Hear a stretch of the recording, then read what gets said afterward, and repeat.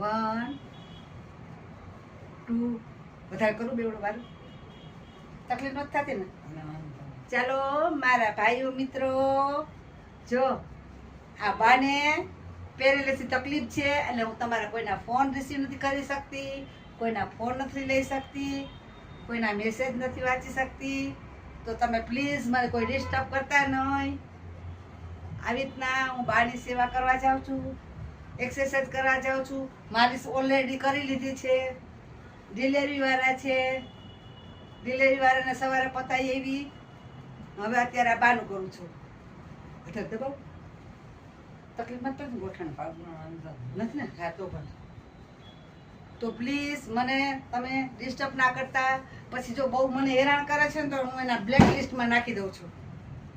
એટલે હું તમને રિક્વેસ્ટ કરું છું કે તમને મારા પ્રત્યે લાગણી છે, તમે મારા પ્રોગ્રામ જોવો છો, એટલે હું તમને ડિલીટ કરવા માગતી નથી. તમને મારી પરિસ્થિતિ જોવો છો, આવી રીતના હું દુખિયારાઓને દુઃખ કરવા જાઉં છું.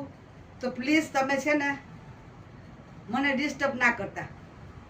હું રિક્વેસ્ટ કરું છું મારા ભાઈઓને અને બહેનોને. અને પેરેલિસ વાળા છે, જીમેકથી કરો પેરેલિસ વાળા છે એને હું 2 મહિનામાં ઊભા કરી દઉં છું. અને જો તમારે કોઈને જરૂર હોય ખાસ ઇમરજન્સી તો જ તમે મને ફોન કરજો, નકર ફોન ના કરતા. કારણ કે હું આવી રીતના પરિસ્થિતિમાં ફસાઈ ગયેલી હોઉં છું. કોઈને કામ હોય કે પેરેલિસ વાળા હોય તો એ લોકોને હું હરતા ફરતા કરી દઉં છું. હાલશે બસ ગોઠણમાં તકલીફ નથી થતી તો જ તમે મને ડિસ્ટર્બ કરજો, નકર ડિસ્ટર્બ ના કરતા. પ્લીઝ હું રિક્વેસ્ટ કરું છું. ને બધા મને સાથ સહકાર આપ્યો એ બદલ બધાનો ખૂબ ખૂબ ખૂબ આભાર માનું છું. તમે મારી પરિસ્થિતિ તો સાંભળો છો. હું પહેલાં જો જાતી તો મેં વિડીયો મૂક્યો તો તમને ખબર છે ને, કેન્સર વાળા હતા. હવે એ લોકો આપણે રાખતા હોય તો આપણે એને ટાઈમ તો સાચવવો પડે ને. એમનું તો આપણે કોઈ પૈસા ન આપે એને, સાચી વાત ને? બિચારા પરિસ્થિતિ ખરાબ હોય તો એ લોકો રાખે, એમનું તો આપણે ન રાખે ને કોઈ.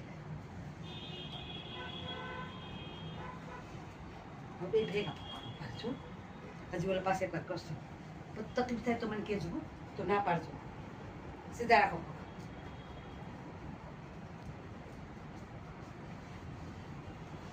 કેટલા કરું? આટલા જવા દો, હજી જવા દો. કમરથી ગોળાને વાંધો નથી આવતો ને? ગોળાને તકલીફ નથી થતી ને? આટલા જાવ તો હજી દઉં, હજી જવા દો, હજી જવા દો. ગોળાને વાંધો નથી આવતો ને તો મને કહેજો.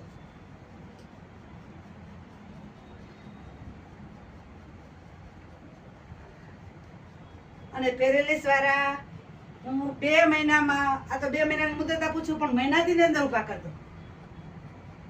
એટલે કોઈ બી હોય તો જરૂર હોય તો જ મને ફોન કરજો પ્લીઝ. મારા મિત્રોને હું રિક્વેસ્ટ કરું છું કે હું 1 સેકન્ડનો મને ટાઈમ નથી હોતો, મને જમવાનો પણ ટાઈમ નથી હોતો, નકર હું તમને કોઈને ન કહું. આવી રીતના મેં 5 થી 6 કેસ ઊભા કર્યા છે. એટલે હું રિક્વેસ્ટ કરું છું કે મને ડિસ્ટર્બ ના કરતા તમે કોઈ.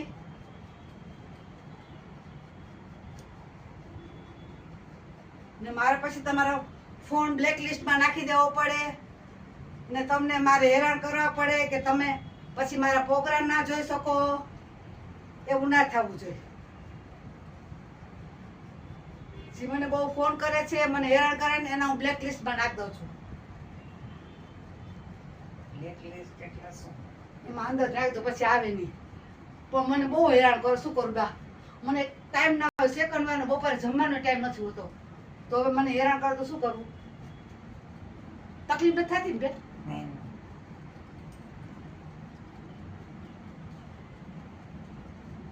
બસ હાથને સીધા ચા દો. પાછળ જ્યાં સુધી હાવ ઓછકા ના ડાળો. હા, પગની હારે તમે હાથે હલાવો. તકલીફ પડે તો કેજો. એટલે હું બધાને રિક્વેસ્ટ કરું છું, મારા ભાઈઓ બહેનોને, કે તમે મને ડિસ્ટર્બ ના કરતા.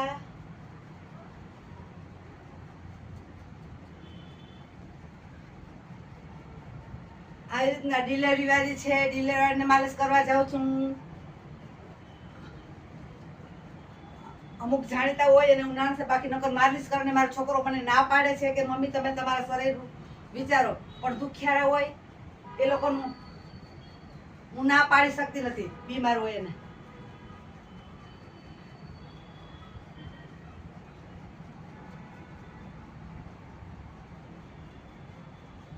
બસ એક જ કાપી નાખજો ભાઈ.